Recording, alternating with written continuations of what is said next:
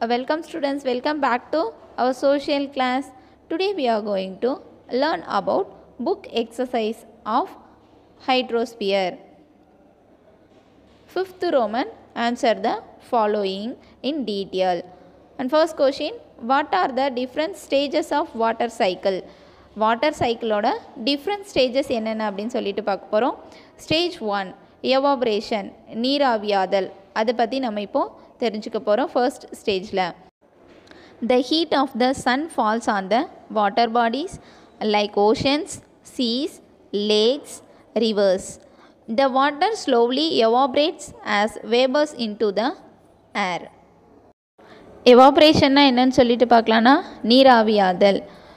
எப்படின்னு பார்த்தோன்னா இப்போ நம்ம எர்த்தில் லேண்ட் ஃபார்மில் தண்ணி தேங்கி இருக்கு இல்லையா, அது சூரிய வெளிச்சத்தால் ஹீட் ஆகிட்டு மேலே வாட்டர் சைக்கிள் மூலயமா எவாப்ரேஷன் ஆகிட்டு க்ளவுட்ஸாக ஃபார்ம் ஆகுது.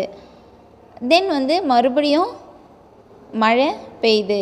அது எந்தெந்த வாட்டர் பாடிஸில் இருந்தெல்லாம் எவாப்ரேஷன் ஆகுதுன்னு பார்த்தோன்னா ஓஷன்ஸில், சீஸில், லேக்ஸில், ரிவர்ஸில் தண்ணி நிறைய தேங்கியிருக்க இடத்துல இருந்து நமக்கு எவாப்ரேஷன் ஃபங்க்ஷன் நடக்குது. Stage 2 condensation. As the vapors rise high, the cooler temperatures make them cool down and turn back into liquid. This is called condensation. கண்டென்சேஷன்னா என்னென்னு பார்க்கலான்னா ஒடுக்கம், உறைதல் அப்படின்னு சொல்லிட்டு பார்க்கலாம். இது எப்படின்னு பார்த்தோன்னா இப்போது எவாப்ரேஷன் மூலயமா க்ளவுட்ஸாக ஃபார்ம் ஆன வாட்டரை மறுபடியும் பூமிக்கு கொண்டு வரணும் இல்லையா. ஸோ பூமியிலேருந்து போகிற குளிர்ந்த காற்று அதில் படும்போது நமக்கு மறுபடியும் லிக்விடாக கீழே வந்துடுது. Third stage precipitation. Wind movements causes the clouds particles to collide. They have become rain bearing clouds and fall back onto the earth's surface by the process known as precipitation. இப்போ லாஸ்ட்டு 2 ஸ்டேஜஸ் பார்த்துருந்தோம் இல்லையா, evaporation and condensation. எவாப்ரேஷன்னா நமக்கு பூமியில் இருக்க நீர் நீராவியாக மேலே போகிறது. And then கண்டென்சேஷனாக அது விட்டு ஃபார்ம் ஆகிட்டு க்ளவுட்ஸாக ஃபார்ம் ஆகிறது. அப்புறமா நமக்கு மறுபடியும் மழையை பொழிய வைக்கிறது, பூமிக்கு மழையை கொண்டு வர்றது தான் நமக்கு ப்ரெசிபிடேஷன் ப்ராசஸில் நடக்குது. குளிர்ந்த காற்றாக மாறி நமக்கு மழையை வர வைக்கிறது. Next Stage 4 runoff and infiltration. The water either runs off into oceans, rivers and the ground surface or is absorbed into the soil. Infiltrations. This cycle continuous. இப்போ நம்ம மழை வரும் அப்படின்னு சொல்லிட்டு பார்த்தோம். அப்போ அந்த மழை பெய்யும் போது ஃபர்ஸ்ட் ஸ்டேஜ் எவாப்ரேஷன் பார்த்தோம், செகண்ட் கண்டென்சேஷன், ப்ரெசிபிடேஷன் பார்த்தோம். ஸோ இந்த ப்ராசஸ் வாட்டர் சைக்கிள் நடந்து நமக்கு மறுபடியும் தண்ணி பூமிக்கு வருது.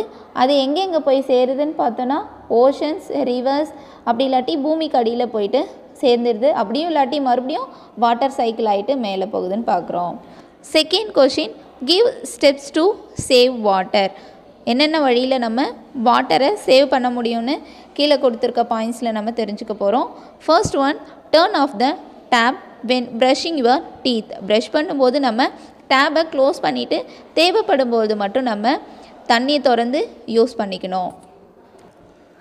Second one, using a bucket to bath instead of a shower. நம்ம ஷவரில் குளிக்கிறதுக்கு பதிலாக பக்கெட்டில் நம்ம எவ்வளோ தண்ணி குளிப்போமோ அந்த அளவுக்கு மட்டும் எடுத்துகிட்டு யூஸ் பண்ணால் தண்ணியை நம்ம சேவ் பண்ண முடியும். Third one, tapping rain water through roof of rain water harvesting. நம்ம வேஸ்ட் ஆகிற தண்ணியை மழை பெய்யும் போது ரெயின் வாட்டர் ஹார்வெஸ்டிங் சிஸ்டமை ஏற்படுத்தி நம்ம வீட்டுக்கிட்ட ரெயின் வாட்டரை சேவ் பண்ணி வச்சுக்கலாம். ஃபோர்த் ஒன், பாயில் ஃபுட் இன் as little water as possible. நம்ம சாப்பாடு செய்யும்போது எவ்வளோ தண்ணி யூஸ் பண்ண முடியுமோ அந்தளவுக்கு தண்ணியை நம்ம வேஸ்ட் பண்ணாமல் போதுமான அளவுக்கு தண்ணியை மட்டும் யூஸ் பண்ணணும். Fifth one, don't it keep the tap running while washing clothes.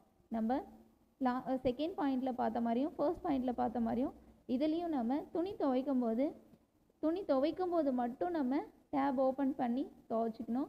மற்ற டைம்லலாம் க்ளோஸ் பண்ணியே வச்சுருக்கிற மாதிரி பார்த்துக்கணும்.